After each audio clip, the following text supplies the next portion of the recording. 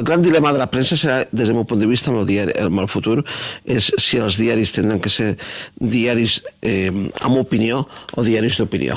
Jo crec que és el... Quina diferència hi ha? Quina diferència? Bueno, amb opinió, diaris d'opinió? Diaris amb opinió són diaris que tenen comentaristes que opinen.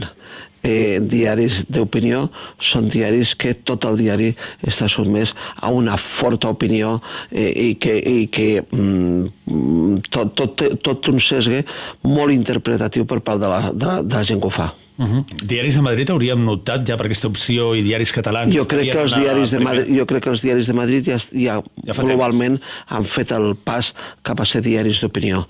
I jo crec que els diaris catalans globalment són més diaris amb opinió que diaris d'opinió. Més encara, com ens recordava l'Antoni Puigvert fa uns instants en el seu comentari setmanal des de la finestra, articulista de La Vanguardia, Antoni Puigvert, aquesta Catalunya espantada, estem molt espantats i necessitem de raons i explicacions.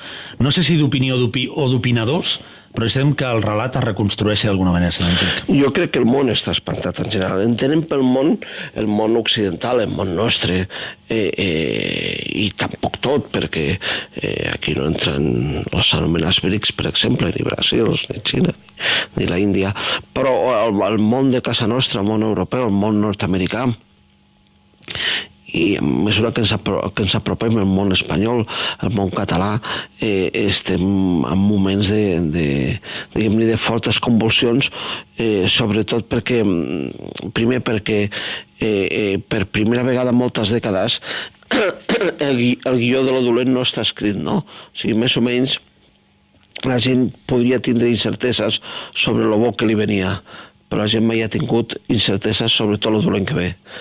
I aquest és un moment que jo crec que es necessita una gran pedagogia per part dels que manen, moltes explicacions, i intentar fer les coses bé.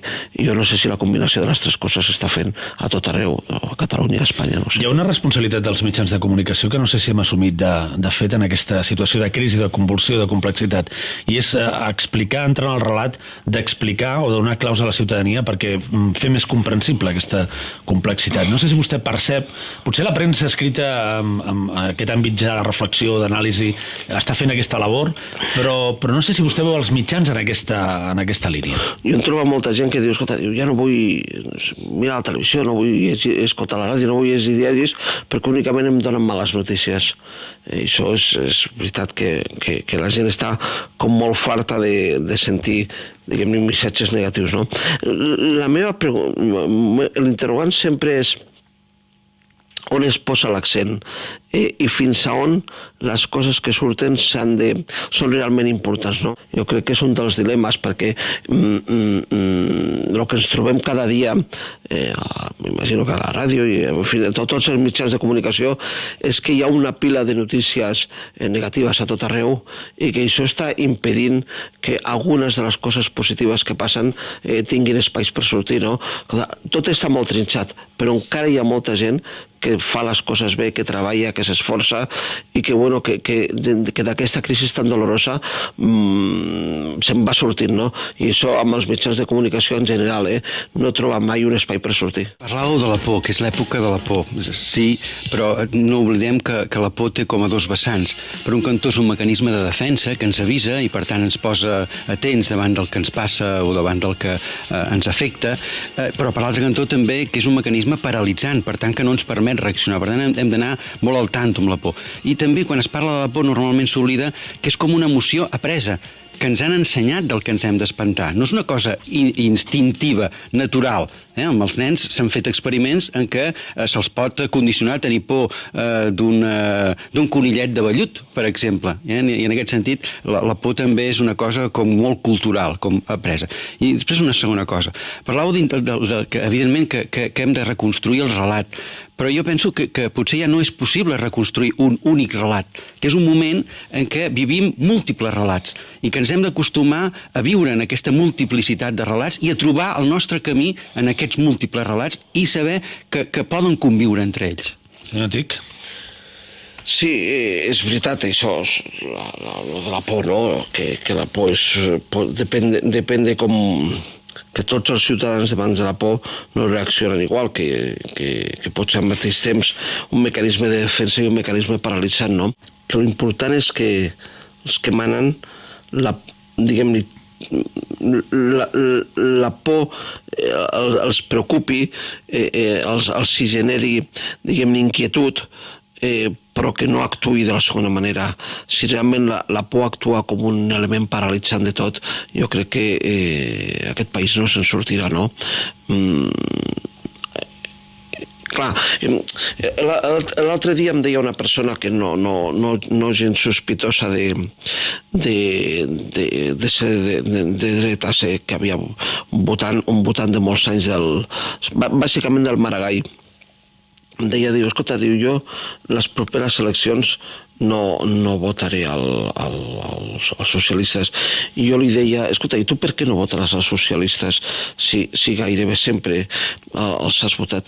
Perquè, escolta, perquè jo no sé si ho faran millor els del PP, però el que sí sé és que amb aquesta situació no podem continuar. O sigui, jo crec que i això també és fruit, des del meu punt de vista, d'un fenomen d'això que comentava el Muñoz, de la por, no? De que molta gent, al final, després de tants atxossacs, no sap on està la llum. I com que no sap com està la llum, sí que es queda amb que ara no hi ha llum. I com que no hi ha llum, diguem-ne, quan un està, diguem-ne, amb la foscor total, tampoc sap quin és el millor camí. El que sí sap és que ha de trobar un camí, i el camí per on està no se'n surt, no? I jo crec que trasladant les emocions, diguem-ne, el que és la situació de les persones a la política, en part,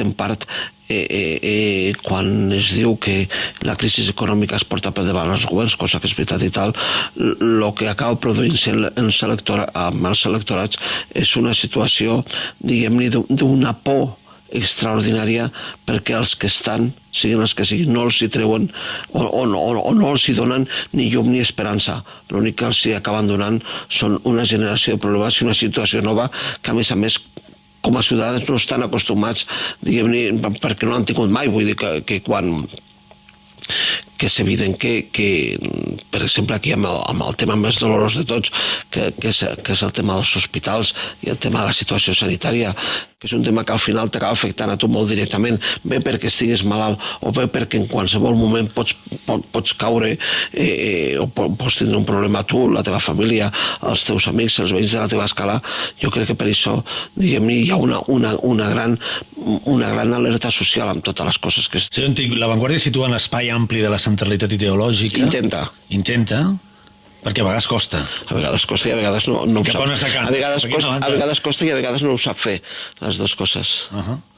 Com valora l'acció de govern d'Artur Mas en aquesta primera etapa de la seva legislatura, molt marcada, sens dubte, per totes aquestes pressions que genera la situació econòmica i que estan portant a actuar i a retallar en l'àmbit de la sanitat, en l'àmbit de l'educació, etc. Aquesta setmana mateix aquesta notícia tan impactant que era que les residències que fan treball social no rebrien la subvenció, que retardava 2 mesos, no? Després s'ha pogut més o menys arreglar, però és una d'aquelles notícies que té un impacte molt gran. Com valora vostè l'acció del govern de Mas, d'aquest govern dels millors?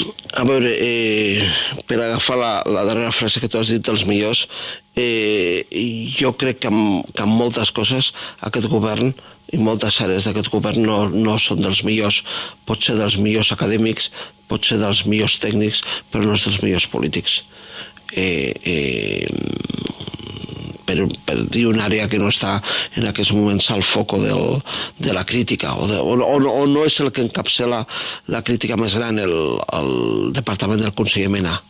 Jo crec que un departament tan potent que tindria que estar, diguem-ne, ajudant a dir això que deia Josep, una part dels relats, que no hi ha un únic relat sinó que hi ha diversos relats, aquest és una pata coixa.